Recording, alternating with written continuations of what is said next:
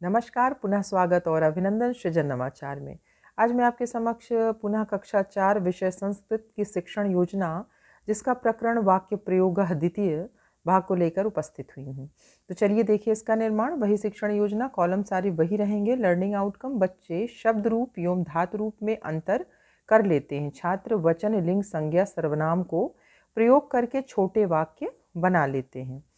प्रकरण वाक्य प्रयोग द्वितीय। सीखने सिखाने की सामग्री पुस्तक दीक्षा ऐप पर उपलब्ध शैक्षणिक सामग्री पाठ को दर्शाता चार्ट एवं चित्र।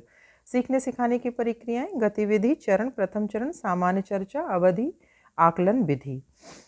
ये भूमिका आपकी होनी चाहिए जब आप कक्षा में प्रवेश करते हैं। शिक्षक बच्चों, इसके पहले पुस्तक में अंकित पाठ के माध्यम से आपने वर्तमान काल, वचन और लिंग को पढ़ा। बच्चों की समझ प्रश्नोत्तरी के माध्यम से शिक्षक जानने का प्रयास करेगा। वचन और लिंग कितने प्रकार के होते हैं? लट लकार किस काल की बात करता है? सातौते का क्या अर्थ है? शिक्षण प्रारंभ। बच्चों, आज हम लोग प्रकरण वाक्य प्रयोग द्वितीय के माध्यम से कर्ता के स्थान पर सर्वनाम का प्रयोग करके छोटे वाक्य बनाना और वाचन करना सीखेंगे। इसकी अवधि 10 मिनट। फिर आपको एक चार्ट बनाना है। इस चार्ट के माध्यम से पूरे पाठ को बच्चों को आप समझाइए, जिससे उनको लट लकार वर्तमान काल के विषय में मालूम चलेगा कि ये धातु रूप है। फिर उनको प्रथम पुरुष के बारे में भी आपको बताना है, अभी छोटे कक्षा में है। और इसके माध्यम से एक वचन, द्विवचन, बहुवचन के साथ साथ स्त्रीलिंग, पुल्लिंग और नपुंसक लिंग का भी ज्ञान होगा, लेकिन इस चार्ट के माध्यम से आपको उनको समझाना पड़ेगा। तो यहाँ देखिए, मृगः धावति। मृगः क्या है? ये संज्ञा है, ये कर्ता है। मृगः धावत यानी हिरण दौड़ता है, एक वचन। मृगौ धावतः, दो हिरण दौड़ते हैं, द्विवचन। मृगाः धावन्ति, बहुत से हिरण दौड़ते हैं। तो ये आपने देखा। और ये क्या है? ये पुल्लिंग में आता है। अब आगे देखिए, अयम धावति। यह क्या है? यह सर्वनाम है।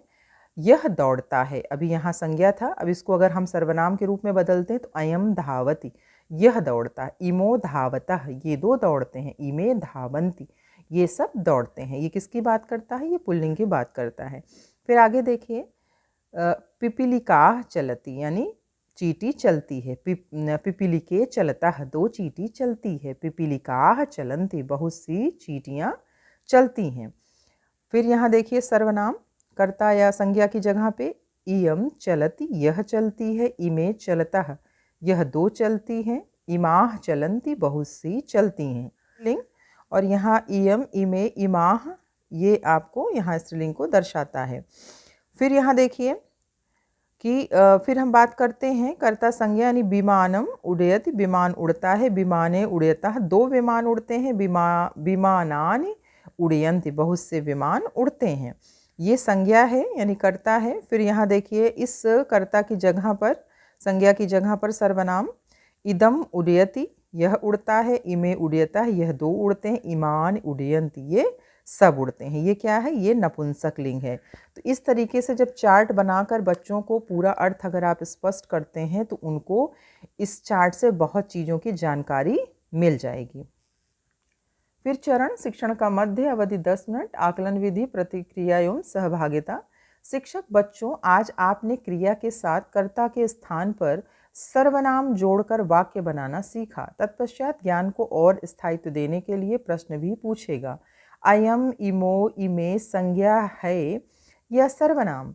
इयम, इमे, इमाह स्त्रीलिंग है या नपुंसक लिंग? ये चार्ट के माध्यम से बच्चे समझ जाएंगे। संज्ञा शब्द के स्थान पर किस शब्द का प्रयोग होता है?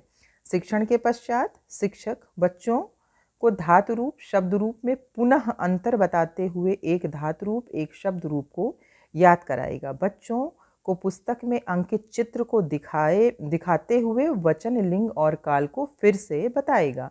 तत्पश्चात श्यामपट पर चार्ट बनाकर समझाएगा। गतिविधि, शिक्षक बच्चों को 3 समूह में बांट देगा।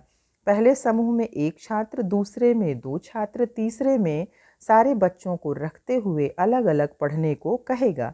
इस गतिविधि से बच्चों को वचन का ज्ञान अच्छे से हो जाएगा। फिर बच्चों को 2 समूह में और कक्षा में उपस्थित वस्तुओं को तीसरे समूह में बांटकर लिंग का ज्ञान कराएगा। गृह कार्य कर्ता स्थाने सर्वनाम शब्दस्य प्रयोग कुरुत।